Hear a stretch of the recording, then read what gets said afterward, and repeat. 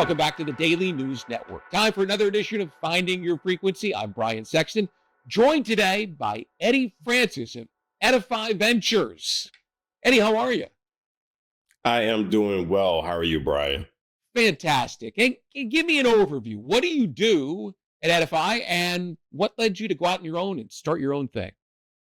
Yeah, Edify is a marketing communications consultancy. And, my first full-time job ended in April of 23. And so when that happened, it was not the greatest experience. It wasn't the greatest circumstance. It was a job I absolutely loved. And so we had a new CEO come in. The CEO decided that she had to replace people. I was one of the replacements. And so as I go out, and I'm starting to look at these new jobs, my wife started asking me, do you want to go back into full-time work? And of course, I'm being a good husband. I'm saying, of course I do. I have to go find this job. I have to make sure I provide for everybody. And she goes, okay, let me ask you this question another way. The other way I'm going to ask you is, if you do get a full-time job doing the same thing, are you going to flip tables your first week of work? And I said, yes, I will. And so what I looked at was the fact that the biggest problem that I wanted to solve in my area, which is higher education, communications, and marketing, was that I think that higher education has a hiring problem. And so I started this company because I wanted to approach colleges and universities to improve their reputations as employers, putting in place an employer brand for the colleges and universities that I interact with. And so that's how Edify Ventures got started. It is me combining marketing and communications as well as my past as a talent acquisition professional. Where did the problem solving focus come from? Because not everybody has that. So some people try to solve their own problems, not their clients. If you know what I'm saying, you come Oh, at it yeah. with a completely different perspective. Where did you develop that? I sat on a couple of search committees at colleges. And I just remember one conversation I had with one of the committee members just didn't make any sense. Now, in my private sector mind, I was thinking one thing. In his higher education mind, he was thinking something else. And I'm looking at this process going, I think we're about to make a bad choice because you are basing this completely on how you feel about this person and what you want this person to do. But the logical choice is another candidate. And I started to gather all of these stories from my marketing and communications colleagues from around the country. And I started to hear the same kind of story all the time. Yeah, these people, they do these search committees and they start hiring people based on who they like and who's friend and where did they get their degrees and that sort of thing, not based on whether or not they actually had evidence that the person could do the job well. And so I sat there and I thought about it. And I'm telling you, Brian, this wasn't just one kind of institution. I mean, we're talking about small institutions, big institutions, not so well known colleges and universities that we hear about all the time. Some we see them play football on Saturdays, and realizing that it was that big of a problem, I decided, you know what? I want to be part of the puzzle of solving this thing. And it was just my sitting there through these hiring experiences, looking at how long it took people to hire people, listening to some of the candidate complaints. I'm thinking, okay, I think I can help be a problem solver. So are you changing people's minds? In other words, you're taking that step down the road. Do you see in a short period of time, because of your unique skill set and your experience in the private sector, that you're creating that change that you set about to? Are you already starting to see that? Well, I wish I could take credit for it, but I will say that a lot of colleges and universities are starting to get the memo about employer branding. But Brian, I mean, the honest truth about this is that you are asking people to turn a really large ship in some pretty active waters. And so the change is slow. I will say that a lot of times when I have these initial conversations with folks on campuses, including folks who, might be administrators. At first, they're thinking to themselves, I don't think this is going to make a bit of difference because one, we have people who really don't like working here.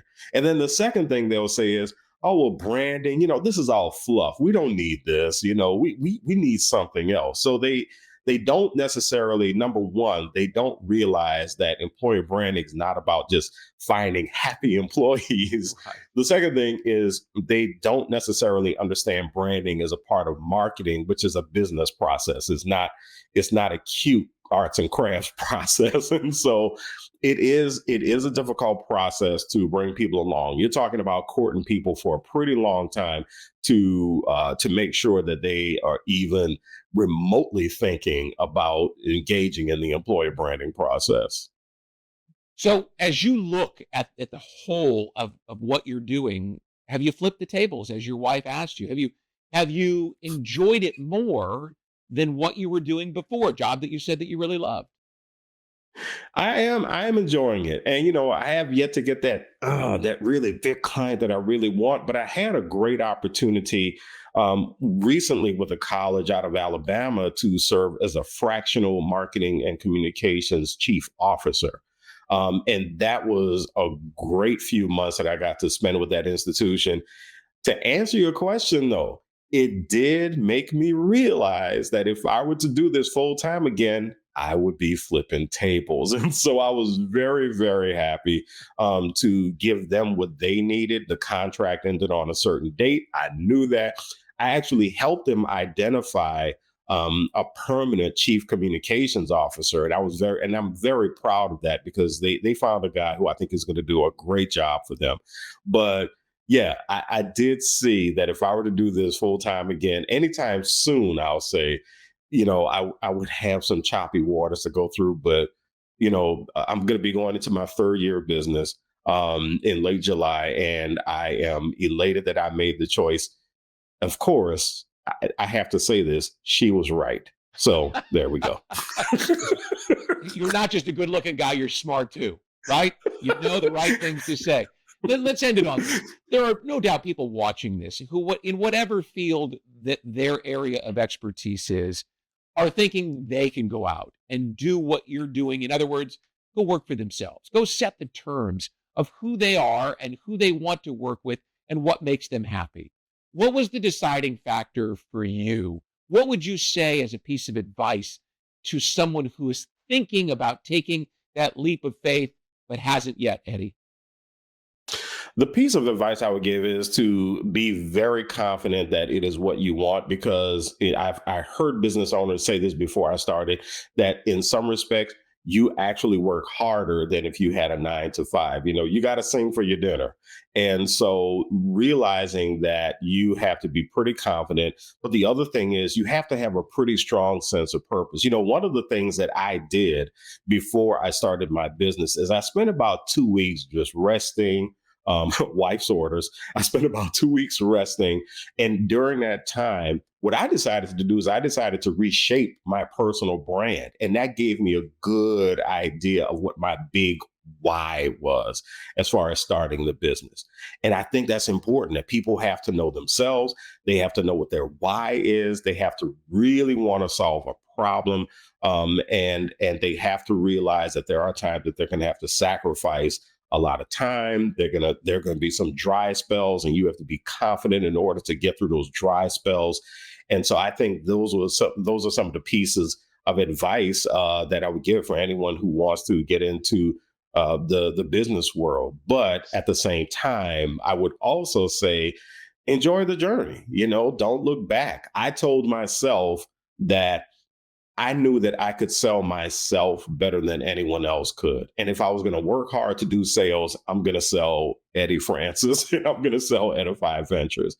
You And sell him so well. that was a big motivator. Yes. You sell him well. Eddie, if someone sees this and says, I want to talk to him, how do they find you? How do they connect with Edify Ventures? Yeah, they can go to eddiefrancis.com actually. So if they go to my website, eddiefrancis.com, there's a section there for Edify Ventures. Reach out to me. And thank you so much. And we'll make sure that's in the show notes. Eddie, thanks so much for joining us on Finding Your Frequency.